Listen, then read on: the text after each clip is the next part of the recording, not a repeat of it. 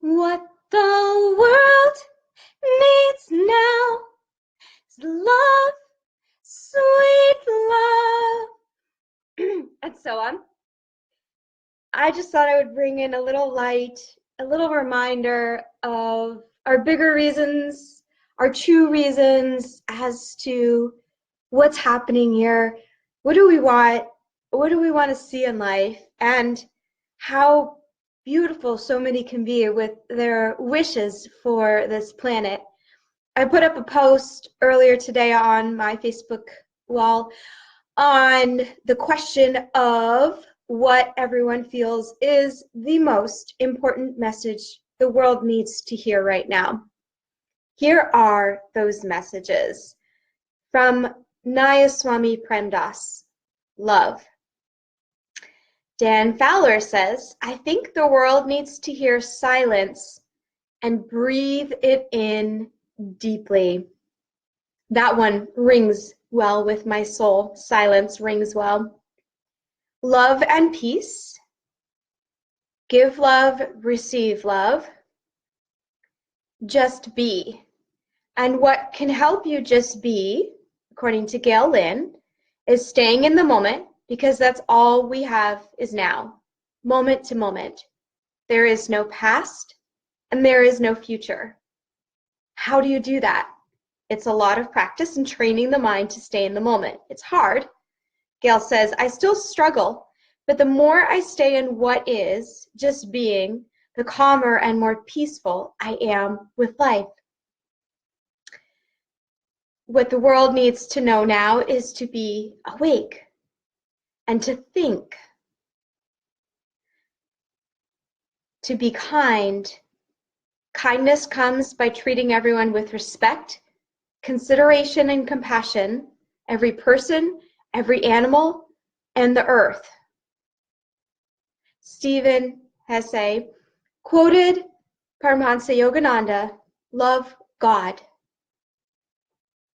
And David Stapleford says, humbly be of service to all without violating boundaries. So I asked him, in what ways could we be violating boundaries? By unconsciously telling others how they should think and or feel. An example would be, you shouldn't feel that way, or you shouldn't think like that. And then he says, I'm cautious about talking politics, but the US is one of the worst at violating others' boundaries and interfering in others' affairs.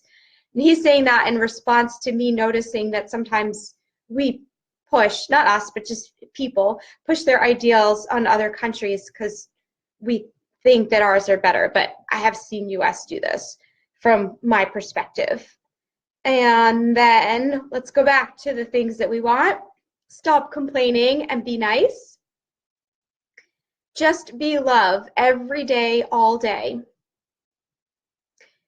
We are one self infinitely, divided into a myriad of viewpoints, gaining more gnosis of self as we progress through the enfoldment, or what we perceive as time. Sounds pretty esoteric. Change your bad habits and be compassionate with yourself and others. Contentment. There is hope even when it doesn't appear as there is. Peace is possible.